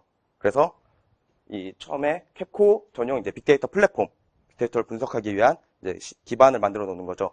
그 다음에 XEMS라고 하는데 이제 에너지 매니지먼트 시스템에서 이제 송전선로에 대한 이제 단순히 데이터를 이제 이전에는 그냥 이제 전기가 잘 흐르면 됐었는데 이제 계측을 할 수 있는 부분까지 업그레이드를 시키는 부분이고 이제 빅데이터를 이제 활용하기 위해서는 이제 우리가 주고받는 데이터의 양이 방대해지잖아요. 그래가지고 저희가 가지고 있는 이제 캡CIT라는 이제 선로가 있는데 거기를 이제 좀 용량을 확충해가지고 더 늘어난 데이터에도 이제 대응을 할 수 있도록 하는 과정. 그다음에 AMI라고 되어 있는데 이제 이게 어드밴스드 미터링 인프라스트럭처에서 여러분이 이제 쓰는 계량기 있잖아요. 전력 사용하시는 계량기. 현재는 이제 고압 계량기에만 이제 구축이 다 되어 있고 이제 앞으로 2018년까지는 이제 여러분이 사용하는 가정 이제 있는 계량기에도 이제 계측이 가능하도록 데이터를 수집할 수 있도록 하는 이제 도약기가 되겠습니다. 그 다음에 이제 계속해서 성장기에 대해서 말씀을 드릴 건데요. 이제 단순히 전력값만 계측하는 센서가 아니라 뭐 온습도나 이제 여러 가지 다양한 데이터를 이제 획득할 수 있도록 하는 융복합 센서를 활용하고 그다음에 E-하베스팅이라고 하는데 이제 IoT 센서들이 통신을 하면 에너지가 필요하잖아요. 뭐 압전 효과, 광전 효과, 열전 효과, RF 해가지고 그런 에너지를 얻어가지고 통신을 할 수 있는 네, 통신할 수 있는 에너지를 이제 습득해서 센서를 이제 더 많이 부착을 할 수 있는 거죠. 그다음에 이제 이를 이제 활용하기 위한 IoT 플랫폼을 이제 구축하려는 계획이 있고요. 그다음에 빅데이터 사이언스를 통해서 이제 한전이 가진 배전과 송전의 이제 데이터를 결합을 해서 새로운 이제 비즈니스 모델을 구축하려는 이제 과정이 필요하고 이제 이걸 통해서 뭐 변압기나 이제 선로 정전이 나잖아요. 그걸 사전에 예방하는 그런 기술을 이제 연구를 하고 있습니다. 그래서 이제 또 AI 이제 딥러닝 엔진을 이용해서 이걸 분석하고 그다음에 현재 송전 선로를 드론으로 일부분은 이제 관측을 하고 있어요. 이거를 이제 조금 더 확대하기 위해서 조금 더 이제 섬세하게 제어를 하고 더 오랫동안 활용할 수 있는 이제 기술도 개발하고 있습니다. 이를 통해서 이제 대전환기에는 AI 기반 이제 신서비스, 이제 여러분 뭐 스마트 홈은 이제 워낙에 잘 알려져 있어가지고, 그다음에 챗봇이 있겠는데요. 한전은 지금 법률 분석, 법률 자문 이제 시스템에 대해서 챗봇을 도입하려는 이제 움직임이 또 있습니다. 그다음에 단순히 데이터를 이제 계측을 한 거를 한전에서만 사용하는 게 아니고 데이터 장터를 활용해서 데이터를 판매하는 회사로 거듭나려는 이제 계획을 가지고 있고요. IoT를 활용해서 이제 뭐 스마트 센서랑 블록체인 그리고 뭐 드론의 전력 분야 활용 이제 더 이제 다양한 분야에서 활용을 하겠다 이러고 이제 만약에 이제 드론이 이제 함부로 해킹당하거나 그런 걸 방지하기 위한 안티 드론도 연구를 하고 있습니다. 그래서 또 이제 AR, VR로 해가지고 재난 대응 훈련도 이제 진행하고 있고요. 여러분들이 더 궁금해하실 부분에 설명해 드릴게요. 과연 한전 내에 IT 직군, 박지영 대리님이 IT 직군이잖아요. 이런 분들이 몇 명이나 있을지 혹시 한번 맞춰보시겠어요? 몇 명이나 있을까? 아까 2만 명 넘는 직원이 한전에 있다고 했잖아요. 근데 도대체 IT 직군 종사자는 몇 명 있을까? 그러니까 송배전 직군 전기 전공하신 분들 말고 IT 전공하신 분들 몇 명 있을까? 혹시 4,000명. 네. 이분은 좀 사전에 8천의 한전 직원인 것 같아요. 이분이 맞았어요. 몇 명 안 돼요. 되게 조금밖에 안 되죠, 생각보다. 매해 말이라는 거는 퇴직 인원을 마이너스 시키고, 그리고 채용된 인원을 플러스 시키는 게 이제 매해 말 재직 인원인데요. 그 인원이 사실은 2만 명 중에서 2018년 기준, 2017년 기준 요거밖에 안 된다는 거는 이제 여러분들께서 들어오실 기회가 더 넓다는 걸 의미하기도 합니다. 그래서 실제로 봤더니 IT 직군이 채용이 확대되고 있어요. 저희가 전기회사라는 기존의 업이 있기 때문에 전기 전공생들이 들어오는 게 정말 더 기회가 넓긴 하지만 IT 직군에게도 기회가 널려 있다. 그래서 아직까지 2018년도권 저희 사장님 부재하시기 때문에 채용 인원을 검토 중이지만 아마 긍정적인 숫자로 여러분들 앞에 올해 3월 보여드릴 예정이고요. 2017년만 봐도 2013년에 비해서 2배 이상 늘어난 숫자를 확인하실 수 있으실 거예요. 그러면 어떻게 들어오느냐? 저희는 이제 3가지 채용도 모델이 있거든요. 3가지 모델을 통해서 여러분들을 채용하려고 하는데, 첫 번째 모델은 이제 박진영 대리님 들어오셨던 것처럼 대졸공채예요. 저도 대졸공채로 들어왔고, 모든 공기업은 거의 다 대졸공채라는 제도가 있어요. 대졸공채로 들어오면 신입사원, 그러니까 경력직이 아닌 신입사원이라는 거죠. 하지만 경력이 있으신 분들도 가끔 들어오세요. 예를 들면 삼성전자에서 과장이셨는데 한전 신입사원으로 들어오는 경우도 꽤 있어요. 근데 이제 여러분들은 대부분 지금 대학생이시거나 대학원생이신 것 같은데, 아까 앞전 회사들과 달리 이제 저희 회사는 일단 베이스가 디폴트 값이 신입사원들을 뽑는다는 게 원칙이에요. 저희가 충분히 교육을 시킬 수 있는 인프라를 갖고 있기 때문에 신입사원들이 본인 전공들을 잘 공부했다는 전제하에 들어오시면 얼마든지 역량을 펼칠 수 있는 기회를 제공드리고요. 이제 그래서 다직급 대졸공채는 사실 NCS라는 이제 시험을 붙어야 여러분들께서 전공 공부를 잘 했는 거를 어필할 수 있는 면접이란 기회를 드리는 거예요. 그래서 4직급 대졸공채는 시험을 보셔야 돼요. NCS 국가에서 이제 NCS 자꾸 하라고 하거든요. 그래서 저희 회사도 이제 IT라고 하더라도 NCS를 보게 하고요. 연구직 채용 같은 경우에는 아직까지는 NCS를 보지 않아요. 그래서 여러분들께서 연구하신 분야에 대한 PT 면접을 저희를 감동시켜 주시면 이제 거의 경영진 면접으로 가실 수 있는 기회가 있는데, 이게 2017년 기준이기 때문에 2018년에는 이제 시험을 보는 걸로 제도가 좀 바뀔 수가 있어요. 그래서 가장 큰 차이는 4직급 대졸공채는 NCS. 여러분 네이버에 NCS 한 번만 쳐보셔도 대부분 공기업에서 이런 NCS라는 제도를 갖고 있다는 걸 아실 수 있으신데, 그게 차이점이라고 보시면 돼요. GTR은 이제 해외에 있는 석박사들이 거의 이제 채용되는, 좀 여러분들께는 해당 사항이 없을 법한 내용이라서 생략하겠습니다. 어쨌든 간 2018년에는 과거와 비교해서 IT 이제 전공자들이 입사할 기회가 늘어났다 보시면 될 것 같습니다. 그러면 과연 IT 직군으로 들어오면 한전에서 어떤 일을 하느냐라는 질문들이 여러분들 머릿속에 이렇게 있으실 텐데요. 이것도 이제 박진영 대리님께서 한번 소개해드리도록 하겠습니다. 마이크를 잡고. 우선 이제 간단하게 빅데이터에 관심이 많으신 것 같아서 빅데이터 통합 플랫폼에 대해서 설명을 좀 드리겠습니다. 이거 작년 8월에 이제 구축이 된 이제 플랫폼인데요. 위에 이제 보시면 이제 5가지 뭐 메뉴가 있고, 분석 활용 메뉴를 보시면 한전에서 사용하고 있는 이제 다양한 시스템들의 데이터를 이제 분석 인프라와 연계 신청을 합니다. 그러면은 이제 그 데이터를 저희가 가져와 가지고 뭐 R이나 뭐 태블로 같은 이제 분석 도구 이제 그런 걸 활용해 가지고 분석을 할 수 있고, 이제 분석 정보 요청을 해요. 이제 분석 전문가분들한테. 근데 사실 저희가 지금 분석 전문가들이 따로 없거든요. 그래서 외주를 주고 있는 상황인데, 이제 여러분 같은 분들이 이제 입사해 주셔가지고 앞으로는 이제 인소싱으로 저희가 직접 사내에서 분석 전문가를 이제 확보를 하고자 하는 이제 움직임이 있어서 많이 지원을 해주셨으면 좋겠습니다. 그래서 간단한 이제 화면 하나 예를 보여드리면은 한국전력에 대해서 이제 일주일 동안 이제 뉴스랑 뭐 트위터, SNS 이런 걸 통해서 이제 수집한 정보인데요. 보면 이제 부정적인 내용이 많네요.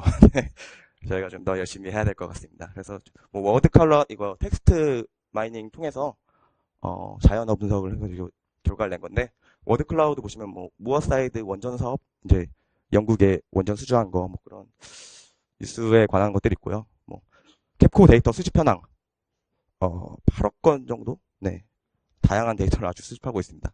그리고 우측하단에는 뭐 시범 사업 해가지고 이제 좀 간단한 정보들이 나와 있고요.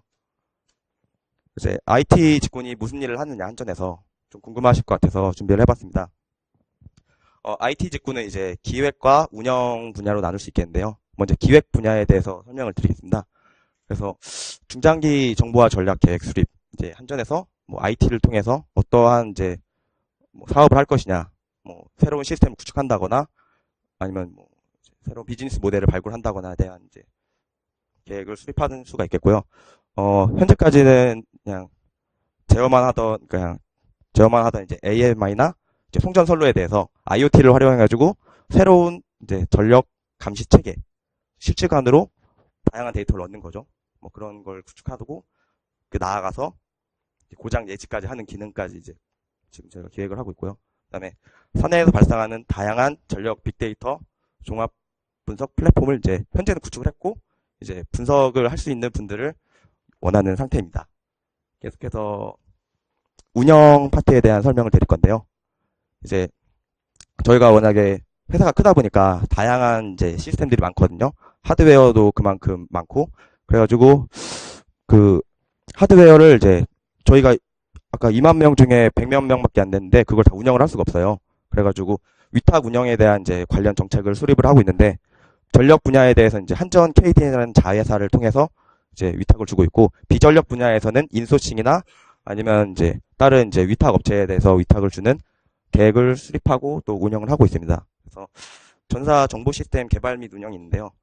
다양한 단위 시스템이 있거든요. 제가 예전에 탄소 자산 관리라는 시스템을 맡았었는데 이런 거를 이제 운영을 한다거나 아니면 조금 더 부족한 부분을 이제 보안 개발을 한다거나 하는 이제 업무가 있을 수 있고요. 그다음에 정보 보안이 또 중요하잖아요. 그래서 정보 보안 업무도 맡으실 수 있습니다. 그리고 이제 IT 분야 신기술 도입 및 적용이 있겠는데요. AI에 아까 말씀드린 것처럼 뭐 챗봇을 도입한다거나 스마트 그리드 분야에서 적용을 한다거나 또 IoT 이제 다양한 센서들을 활용하는 이제 분야 그리고 이제 빅데이터를 통해서 뭐 새로운 사업 모델을 이제 구축한다거나 뭐 그런 사업이 있겠고요. 그다음에 아까 24개국에 대해서 해외 사업 그런 걸 지원하는 업무도 하고 있습니다. 네, 그러면 연구직으로 입사를 하면 어떤 일을 하실지 궁금하실 수 있으신데요. 네, 연구직으로 입사를 하시면 보다 좀 더 학술적인 연구를 하실 수 있어요. 운영이나 뭐 기획도 중요하지만 어떻게 보면 그 근간이 되는 연구를 하시는 것도 중요한데 이게 실제 2017년도에 저희가 채용팀 입장에서는 수요 부서인 영업처나 전력연구원에서 저희한테 주신 이런 사람도 뽑아달라라고 했던 직무의 내용인데요. 어떤 거였냐면 이제 전공은 이런 거예요. 전력경제, 인공화, 에너지 시스템 이런 것들. 이제 여러분들이 해당되시는데 어떤 일을 할 사람을 뽑아달라고 했냐면 분산 전원이나 스마트 그리드의 영향을 모델링할 수 있는 사람. 그리고 IoT나 빅데이터 기반 비즈니스 모델을 수립하고 평가할 수 있는 사람. 어떻게 보면 좀 더 아까 박지현 대리님은 IT 직군이었는데 여기서는 연구직. 그러니까 현업부서에서 필요한 걸 연구하는 역량을 필요로 한다는 곳이고요. 다음으로는 이제 뭐 여기서는 기획처에서 이제 필요로 했던 사람들인데 빅데이터를 분석을 통한 다양한 핀텍 요금제를 개발하는 사람, 요금제 시뮬레이션을 통해서 전력 핀텍 영향을 분석할 수 있는 사람, 이런 사람들도 IT 전공자들을 뽑으려고 하는 이유입니다.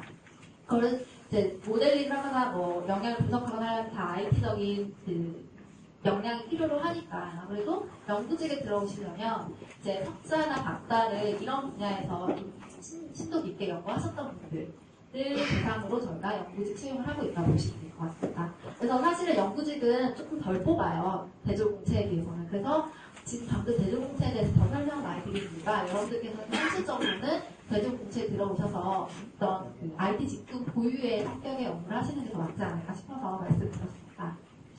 이제 그래서 이제 어플라이 하실 때 어떤 루트로 들어오실까에 대해 생각을 많이 하실 텐데요. 대조공채냐, 영주직이냐, 아니면 아까 말씀드린 GTR이냐. 현실적으로 올해 18년 3월 달에 올라갈 모집 공고에는 대조공채랑 영구직이 있을 거예요. 고민을 하실 텐데, 대조공채는 아까 처음에 말씀드렸던 것처럼 NCS 기반이에요.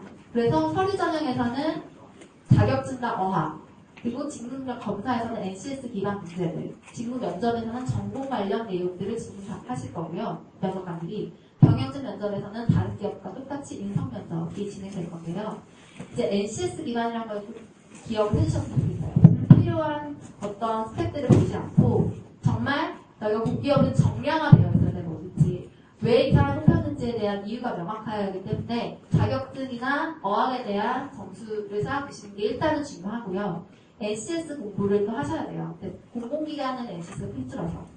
그리고 나서는 이제부터 여러분들이 다른 기업 지원하실 때처럼 똑같이 본인이 공부를 얼마나 IT 관련해서 열심히 했느냐 보여줄 수 있는 것을 어필하실 수 있는 면접의 기회가 주어진다고 보시면 됩니다. NCS에서는 이따 샘플 보여드리겠지만 각 능력별로 10문제씩 50문제를 65분 안에 푸시는 문제들이 이제 여러분들께 놓여질 거예요. 그러면 그거는 답이 있는 문제냐? 답이 있지만 지문에 답이 있는 문제예요. 그러니까 다시 말해서 여러분들의 지식을 측정해서 사전적인 공부를 엄청 요하는 게 아니라 지문에 답이 있는데 그걸 얼마나 잘 해석하고 논리적으로 답을 이끌어내느냐라는 그 논리 싸움이거든요. 그래서 여러분들께서 오히려 더 유리하실 거예요. 공부는 많이 안 했더라도 취준생들 이제 뭐 다른 공공기관 막 하는 취준생들보다는 어떤 논리적인 사고를 많이 연습하셨던 분들이 오히려 공부는 덜했지만 NCS 기반인 그런 채용에서 유리하다라고 보시면 될 것 같아요. 여러분들 당연히 다 발명 특허 대상 입상 안 하셨죠. 그러니까 이건 넘어가고 이제 IT 직군 지원 학과는 이런 거예요. 근데 여기서 중요한 게 관련 학과예요. 전자공학, 컴퓨터, 수학 아니더라도 관련 학과는 지원 가능하세요. 근데 도저히 관련이 없는 뭐 예를 들면 뭐가 있을까요? 뭐 예를 들면 통계다. 그런 통계더라도 비전공자라도 이런 자격증을 소지하고 계시면 지원이 가능하십니다. 그리고 저희는 이제 공기업이다 보니까 한국사는 한국어 자격증 가점을 드리고 있기 때문에 박진영 대리님은 제가 듣기로는 한국사 하나 갖고 계셨고 기사 2개 갖고 계신 걸로 알고 있어요. 그래서 뭐 아까 그 말씀드렸던 빅데이터 관련 자격증도 좋지만 일단 한전에 들어오시려면 관련 분야의 기사나 기술사 자격증 있으신 게 굉장히 유리합니다. 그리고 직무능력 기반 자기소개서를 제출하시게 될 거고요.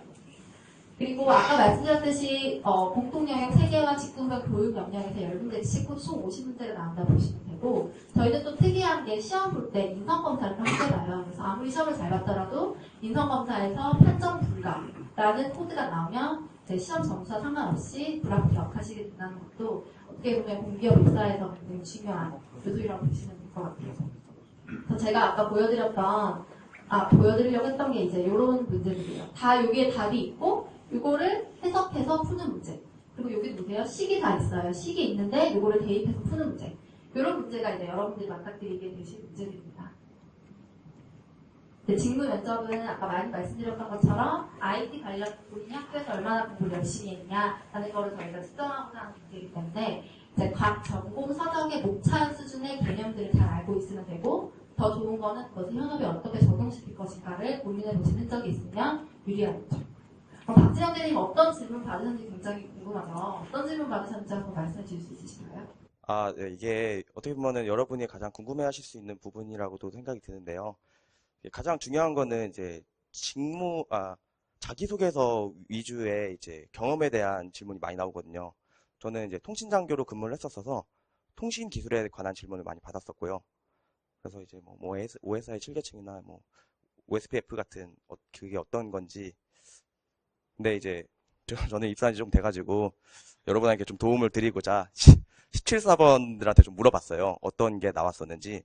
그래서 나왔던 게 이제 뭐 OS별 이제 장점과 단점, 이제 뭐 리눅스나 윈도우, 이제 유닉스의 이제 장점과 단점 그런 거랑 시큐어 코딩. 그래서 뭐 자바 뭐 할 줄 아나, 그리고 개발 경험 같은 걸 좀 물어봤고요. 전반적으로는 아무래도 뭐 정보 처리 기사 정도의 이제 내용이 많이 나오는데 여러분이 자기소개서에 썼던 경험과 관련된 기술들을 많이 물어보거든요. 뭐 RDBMS가 뭐냐 뭐 이런 것도 기본적으로 물어보고 그래서 이렇게 자기소개서를 쓰실 때 좀 유의해서 쓰시면 될 것 같고요. 네. 이따 Q&A 시간에 물어보면 될 것 같고요. 그래서 이제 준비하시는 법은 뭐 사람마다 준비법은 다르겠지만 실무진 면접은 그냥 이제 보통 대기업과 같이 정말 네가 배운 지식이 현업에서 어떻게 활용될지 고민해 봤냐라는 것을 골자로 하는 질문들이 많이 나온다 보시면 되고요. 자기소개서 질문도 아까 말씀드렸듯이 나와요. 그러니까 10문제 중에 9문제는 경향상 이제 자기소개서랑 관련 없더라도 네가 꼭 알고 있어야 되는 IT 전공들에 대해서 물어보고 그 중에 10개 중에 하나 정도는 자소서를 충분히 보시고 요거 재밌네라고 물어보시는 질문들이 나온다고 보시면 돼요. 시간이 없기 때문에 빨리빨리 더 하겠습니다. 경영진 면접은 인성 면접이라 보시면 되고 저희는 특이하게 신원조사라는 절차를 거쳐서 공기업이기 때문에 입사를 합니다. 그래서 연구직은 아까 말씀드렸던 것처럼 시험이 시간이 없다고 자꾸 그래요. 지금 쫓기고 있어가지고 시험을 안 봐요. 그래서 PT 면접 보고 경영진 면접 보신다고 생각하시면 되고요. 저희가 이제 입사 후에 내부 육성 체계를 통해서 이제 어떤 교육 기회를 드리는데 이제 여러분들이 입사하시면 인터미디엇 단계로 저희가 판단을 하고 이런 이제 프로젝트 중심 맞춤형 교육이나 전문기관 위탁 교육을 여러분들께 제공한다고 보시면 될 것 같습니다. 그래서 입사하고 나서 회사가 이용만 하지 않고 개발을 시켜서 좀 더 나은 사람이 될 수 있게 자기 전문 분야에 대해서 계속 이제 개발하실 수 있는 기회를 드린다고 보시면 되고요. 이제 컨클루전이에요. 빨리 할게요. 이제 가능성이 0%이고 가능성이 100%라고 한전을 딱 놓고 보면 IT 직군에 대해서는 이렇게 생각할 수 있어요. 어떤 사람은 저기 진짜 가서 한번 해보고 싶다라는 생각했고 저기 뭐 IT 직군 100명도 안 되는데 라고 생각할 수도 있는데 이제 여러분들께서는 이렇게 생각하시면 좋을 것 같아요. 기회의 땅 한전에서 지금 3조 6천억 개 빅데이터가 있는 회사에서 아무도 이 로우 데이터를 제대로 가공해 본 적이 물론 있겠지만 이제 기회가 더 많은 회사인데 여러분들께서도 아시듯이 좋은 재료가 좋은 음식을 만드는데 한전의 IT 성장 가능성 무궁무진합니다. 그래서 사기업은 이제 어떻게 보면 이제 제가 잘은 모르겠지만 단기적인 성과에 대한 압박으로 매일매일 외줄타기 같다고 많이들 친구들도 말을 하는데 저희 회사는 이제 어떻게 보면 저희가 뭐 자랑할 건 아니지만 안정성. 이제 아무리 너가 실패를 해도 잘리지 않는다. 오히려 열심히 해서 잘했다고 하지 이 사람을 큰 고의적인 실수를 하면 그렇겠지만 안정적이다. 그런데 안정적이라는 거는 지속 가능하다는 것. 내가 연구하고 싶은 것을 내 인생에 걸쳐서 연구할 수 있다는 거 한전에서. 이런 부분이 여러분들께 어떻게 보면 기회, 성장 가능성, 지속 가능성이라는 세 가지 물고기를 잡을 수 있는 기회가 아닌가. 그래서 여기에서 복닥복닥거리지 말고 이쪽 어항으로 와라라는 것을 여러분들께 메시지로 던져주고 싶어서 감히 이런 그림을 좀 무례할지 모르겠지만 가져와 봤고요. 그래서 여러분들께서 당신의 빛을 보여주세요라는 저희 채용팀의 그런 바람을 여러분들께 잘 전달이 되었으면 좋겠고 제가 시간 좀 많이 썼는데 그만큼 저의 어떻게 보면 간절함과 열정이 잘 전달되기를 바랍니다. 여러분 감사합니다. 네, 두 분께 큰 박수 부탁드릴게요.